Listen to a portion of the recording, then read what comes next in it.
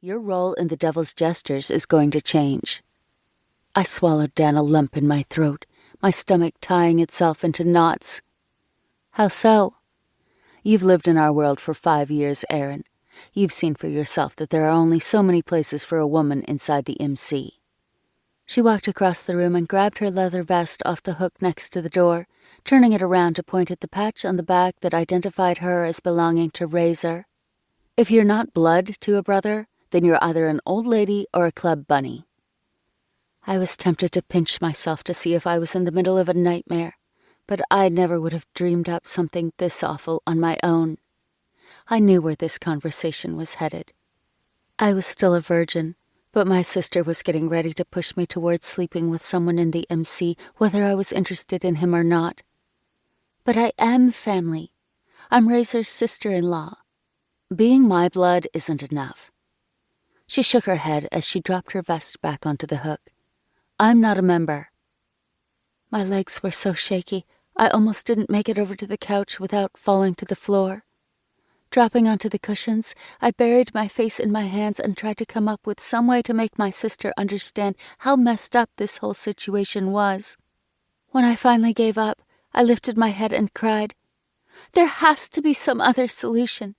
Doesn't working for one of the club's businesses offer me some kind of protection?" "You have to be kidding." Alice laughed at my question, finding it so funny that she slapped her palm against her thigh.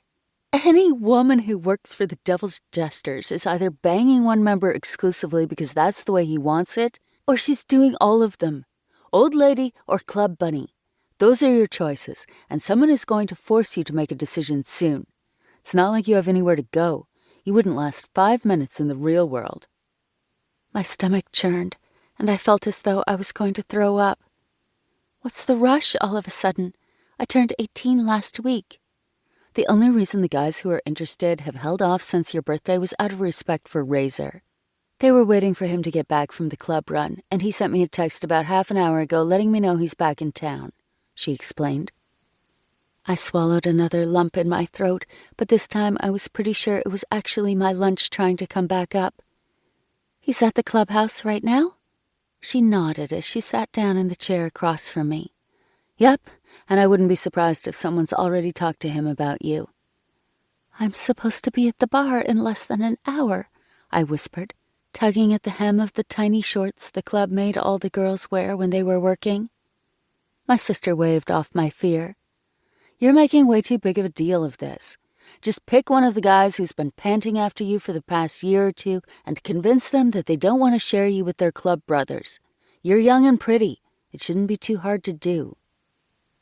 I couldn't believe I had come to the point in my life when I regretted not giving my V-card up to one of the boys I'd gone to school with.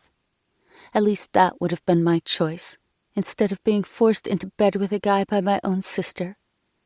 If Mom and Dad were still alive, they'd be so mad at you right now.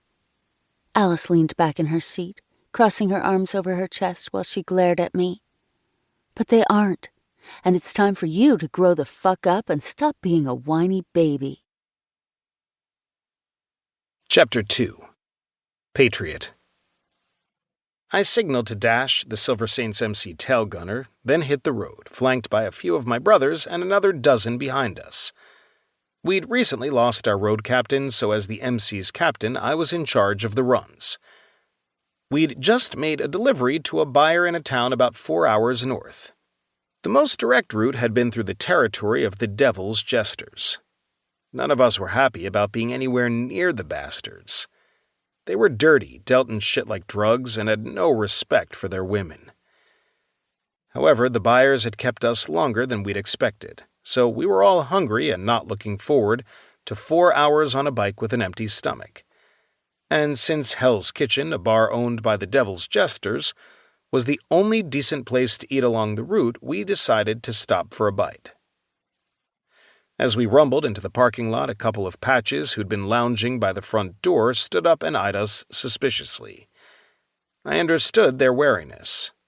The delivery had been on the larger side, and we carried the items in our saddlebags, which was why there were so many of us on this run, plus anyone who'd wanted to ride along just to get out on the road.